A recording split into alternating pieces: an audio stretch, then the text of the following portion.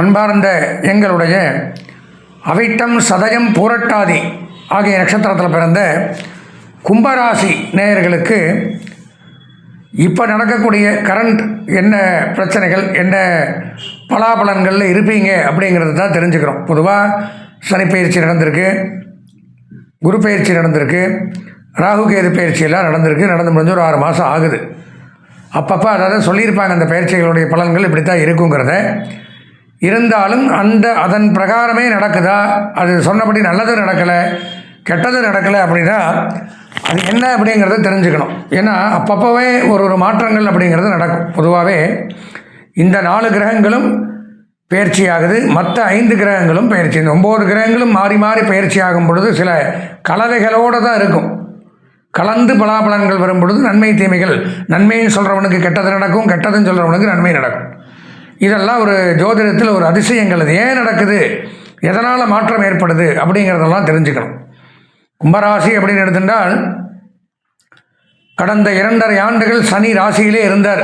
ஜென்மச்சனி வச்சு செஞ்சார். தலைமையில் உட்காந்து பலவிதமான அவமானங்கள், கேவலங்கள், அசிங்கங்கள், அலைச்சல்கள், துன்பம், துயரம், வேதனைகள், சங்கடங்கள், மன உளைச்சல், பொருளாதார கஷ்ட நஷ்டங்கள், வீண் விரயங்கள், ஆபத்துக்கள், விபத்துக்கள், பிரிவுகள், பெரிய நஷ்டங்கள், இந்த மாதிரிலாம் ஜென்மச்சனின்னா இவ்வளோதான் பிரச்சனைன்னே சொல்ல முடியாது. எல்லாம் தாண்டி வந்ததே பெரிய விஷயம். வந்து 2ஆம் இடத்துக்கு வந்திருக்கார். குடும்பம், வாக்கு, தனஸ்தானம்.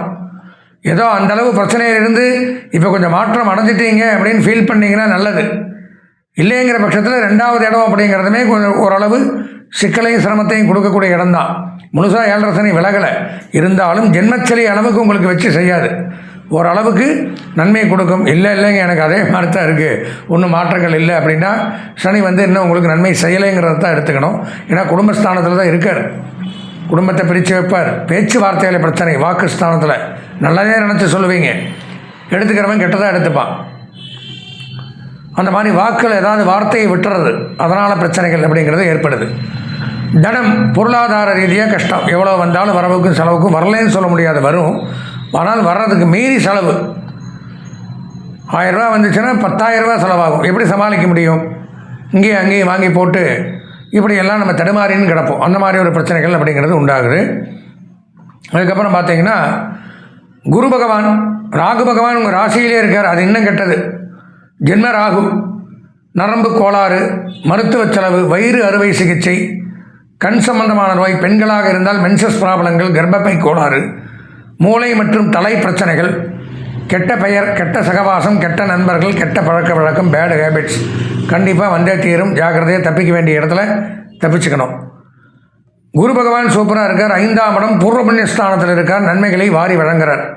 வீடு வாங்கலாம், மனை வாங்கலாம், இந்த மாதிரி பொருளாதார ரீதியாக உயர்வை ஏற்படுத்தலாம். வம்ச விருத்தி ஏற்படும். பூர்வீக சொத்துக்களில் லாபம்.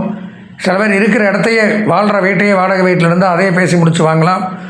இந்த மாதிரி ஆடை, ஆபரணங்கள், வஸ்திரம், நகை, நட்டுக்கள் இதெல்லாம் பண்ணலாம். புதிய இடம் வாங்கலாம். புதியதொரு தொழில் தொடங்கலாம். அசையாத சொத்துக்களை வாங்கலாம். வாரிசுகள் மூலம் மகிழ்ச்சிகள் ஏற்படலாம். இந்த மாதிரி வாய்ப்பை கொடுக்குறார். கேது பகவான் அப்படின்னு பார்த்தீங்கன்னா 7ஆம் இடத்துல இருக்கார். அது நன்மையை செய்யாது. கணவன் மனைவிக்குள்ள பிரச்சனை, கருத்து வேறுபாடுகள், சண்டை சச்சரவு, கோர்ட் கேஸ், வம்பு, நீதிமன்ற பிரச்சனைகள் இப்படிலாம் ஏற்படுத்துகிறார். இப்போது பொதுவாக கும்பராசி அப்படின்னு எடுத்துகிட்டு இப்போது இந்த காலகட்டத்தில் இன்றைக்கி சூழ்நிலைக்கு இதுதான் பிரச்சனை. சனி சரியில்லை, ராகு சரியில்லை, கேது சரியில்லை, குரு ஒன்று வாரி வழங்குறார். அப்போ சனி நல்லா இருந்த காலம் அப்படிங்கிறது கடந்த ஆண்டுலேயும் பிரச்சனை, இப்போவும் பிரச்சனை, இந்த காலகட்டத்திலையும் பிரச்சனை. சரி, குரு நல்லது பண்ணுறாரா? அவரும் ஒன்று, நீங்கள் சொன்ன மாதிரி குருவும் ஒன்று எனக்கு பெருசாக பண்ணல, கஷ்டங்களை தான் பண்ணுறேன், கடந்த ஆண்டும் கஷ்டம்தான் பண்ணுறேன். அதாவது நீங்கள் நல்லதுன்னு சொல்லும் போதும் எனக்கு நல்லது நடக்க மாட்டேங்குது, நீங்கள் கெட்டதுன்னு சொல்லும் போதும் எனக்கு கெட்டது அதிகமாக தான் நடக்குது, நீங்கள் சொன்னதை விட அதிகமாக.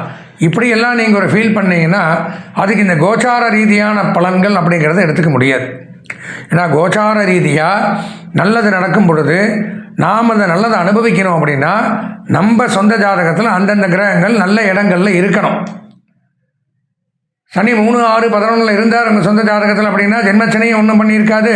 இப்போ 2ஆம் இடத்து சனி ஒன்றும் பண்ணியிருக்கார். ஆனால் அவர் அங்கேயும் பாதிப்பு கொடுக்கக்கூடிய இடத்துல இருந்திருக்காரு.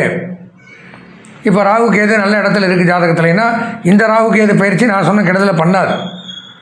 குரு நல்ல இடத்துல இல்லை உங்கள் ஜாதகத்தில் அப்படின்னா, நான் குரு நல்லது பண்ணுவார்னு சொன்னேன் கோசார ரீதியாக, அது நல்லது பண்ணாது. இதுக்கெல்லாம் ஒரே காரணம், இத்தனை பிரச்சனையை நம்ம அனுபவிக்கிறதுக்கு, நல்லது நடந்தாலும் அனுபவிக்க முடியல, கெட்டது நடக்கும்போது அதிகமாக அனுபவிக்கிறோம்னா காரணம் நம்மளுடைய சொந்த ஜாதகம். இதுதான் 100க்கு 100% நமக்கு வேலை செய்யும். இப்போ சொந்த ஜாதகத்தில் நல்ல கிரகங்கள் நல்ல இடத்துல இருந்தால் எந்த பிரச்சனையும் கிடையாது. சொந்த ஜாதகம் அப்படின்னு பார்த்தா தான் முழு பலனையும் தெரிஞ்சுக்க முடியும். நம்ம அந்த 9 கிரகத்தையும் பார்க்கணும் சொந்த ஜாதகத்தில். சூரியன், சந்திரன், அங்காரகன், புதன், குரு, சுக்கிரன், சனி, ராகு, கேது 9ஐயும் பார்க்கணும். நட்சத்திர பலனை பார்க்கணும், ராசி பலனை பார்க்கணும், லக்ன பலனை பார்க்கணும், தசாபுத்தி பலனை பார்க்கணும், பார்வையை பார்க்கணும். இப்படி நிறையா விஷயங்கள் இருக்குது. இதெல்லாம் சேர்ந்து தான் இவனுக்கு நல்லது நடக்குமா. சும்மா சனி பயிற்சி நல்லது பண்ணிடும் டிவியில் சொல்லிட்டாங்க ஆயின் வாயை பொழுது உட்காந்தோம்னா இங்கே மோசமாக இருந்ததுன்னா எதுவுமே அனுபவிக்க முடியாது. அப்போ இதுக்கு என்ன பண்ணணும், புத்திசாலியாக இருந்தால் சொந்த ஜாதகத்தை பார்த்து அனலைஸ் பண்ணி, ஓ இதெல்லாம் நமக்கு பிரச்சனை, இதனால தான் நமக்கு வர வேண்டியதெல்லாம் கெடுது அப்படிங்கிறத தெரிஞ்சுன்னு அதுக்கு என்ன பண்ணணும் அப்படிங்கிறத முடிவு பண்ணுவான். நோய் அப்படின்னு வந்துருச்சுன்னா டாக்டர்கிட்ட போகிறோம், அனலைஸ் பண்ணுறார், கண்டுபிடிச்சி இங்கே தான் வியாதிங்கிறார், அதற்குண்டான ட்ரீட்மெண்ட்டை பண்ணணும், நோய் விலகி நல்லா இருக்கும். Simple matter. அதே மாதிரி தான் ஜாதகமும். இதில் இங்கே பிரச்சனை இருக்குது, இந்த கிரகத்துக்கு நம்ம என்ன பண்ணணுமோ அதை பண்ணிட்டால் அதிலிருந்து வெளியில் வந்துடலாம். அதற்குண்டான பரிகாரத்தை தான் இப்போ நான் சொல்கிறேன். அப்படி என்ன பரிகாரம் அப்படின்னு பார்த்தீங்கன்னா, யந்திர ராஜாய வித்மகே யந்திர ரூபாய திமகே தன்னோ யந்திர பிரச்சோதயாத் அப்படின்னு பேர். யந்திரம் அப்படின்னாலே பார்த்தீங்கன்னா இழுத்து நன்மையை கொடுக்கக்கூடியது. அதாவது யஹா திராதி, திரம்னா மந்திரத்திலேருந்து பாதி வர்றது யந்திரம். மனசா திராயதீதி மந்திரம், புரிஞ்சுதுங்களா? மனசில் நினச்சி எழுதுறது தான் யந்திரம். என்ன யந்திரம்னு பார்த்தீங்கன்னா, யந்திரத்தை 3 விதமாக பண்ணலாம். அதாவது அதில் பீஜாட்சரங்கள்னு பேர். நமக்கு என்ன பிரச்சனையோ அதற்கு என்ன சுவாமி நமக்கு அனுகிரகம் பண்ணமோ அதனுடைய மூலமந்திரத்தை தங்கத்தகடில் எழுதலாம், வெள்ளித்தகடில் எழுதலாம், காப்பரத்தகடில் எழுதலாம். இதில் எழுதி அந்த எந்த சுவாமியினால் சனி 7.5 வருஷம் பிரச்சனை பண்ணுறாரா அது ஜாதகத்தை பார்த்தா தெரியும். ராகு கேது பிரச்சனையா, வேறு கிரகங்கள்னால பிரச்சனையா, இந்த கடன் தொல்லையா இவருக்கு, திருமணத்தில் தொல்லையா, உத்தியோகத்தில் தொல்லையா, கணவன் மனைவிக்குள்ள தொல்லையா அப்படிங்கிறதெல்லாம் ஜாதகத்தை பார்த்து கண்டுபிடிச்சிட்டோம்னா அதற்குண்டான, எப்படி நம்ம கும்பாபிஷேகத்தில் பார்த்துருப்பீங்க, சுவாமிக்கு அடியில் காப்பரத்தகடு தான் வைப்போம்.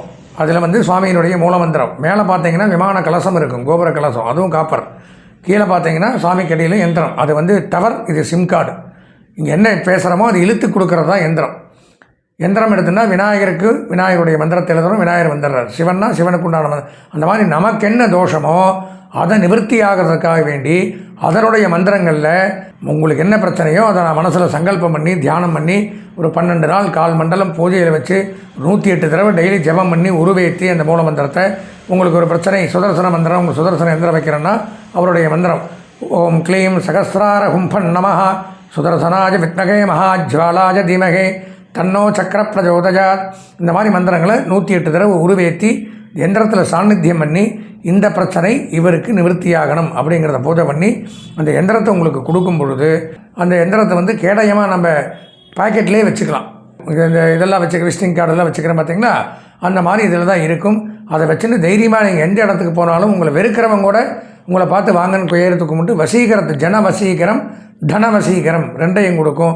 அதனுடைய மாற்றங்கள் நிறைய பேர் அனுபவிச்சிருக்காங்க. நிறையா காரியங்கள் நிறைய பேருக்கு சித்தியாக இருக்குது. இந்த எந்திரம் எளிமையான பரிகாரம். பெரிய யாகங்கள் பூஜைகள் இதெல்லாம் பண்ணோம்னா 40,000 50,000 60,000 1 லட்ச ரூபா வரைக்கும் செலவாகும். இது அவ்வளோவுள்ள ஆகாது. அதனால் இது சொந்த ஜாதகத்தை பார்த்து நமக்கு என்ன எந்திரம் தேவையோ அதை செலக்ட் பண்ணி நம்ம பாக்கெட்டில் வச்சுட்டு அல்லது பூஜை அறையிலையும் வச்சுட்டு பண்ணிட்டு வர வர உங்களுக்கே போக போக ஒரு மண்டலத்துக்குள்ளேயே ஒரு மாற்றங்கள் அப்படிங்கிறது கண்டிப்பாக தெரியும். வரக்கூடிய காலங்களில் எந்த தோஷங்களும் இல்லாமல் நல்லபடியாக சந்தோஷமாக நீண்ட ஆயுளோட நிறை செல்வத்தோட வாழ்வாங்கு வாழணும் அப்படின்னு பிரார்த்தனை பண்ணி கேட்டுண்டு விடைபெறுகிறேன். நன்றி, வணக்கம்.